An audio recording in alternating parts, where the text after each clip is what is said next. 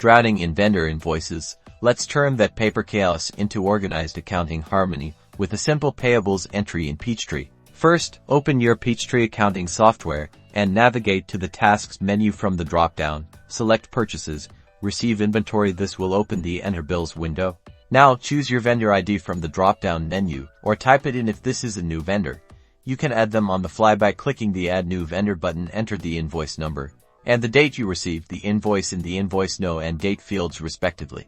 Next, in the GL account field, select the appropriate expense account that relates to this invoice. For example, this might be something like office supplies, rent expense, or utilities. Enter the invoice amount in the amount field, then add a brief description of what the invoice is for in the description field. This helps with future tracking.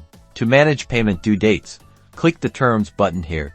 You can specify the payment terms offered by the vendor, such as net 30 or to 10th net 30. Peachtree will automatically calculate the due date based on these terms. If this invoice relates to a specific job or project, use the Apply to Job field to link it for accurate job costing. This allows you to track expenses by project. Once you have entered all the details, verify everything is correct and click the Save button. This records the invoice in your accounts payable. Finally, to view your outstanding invoices and track due dates, go to Reports and Forms, select Accounts Payable, and then Vendor Ledgers. This will give you a clear overview of your payables and help you stay on top of payments to maintain good vendor relationships.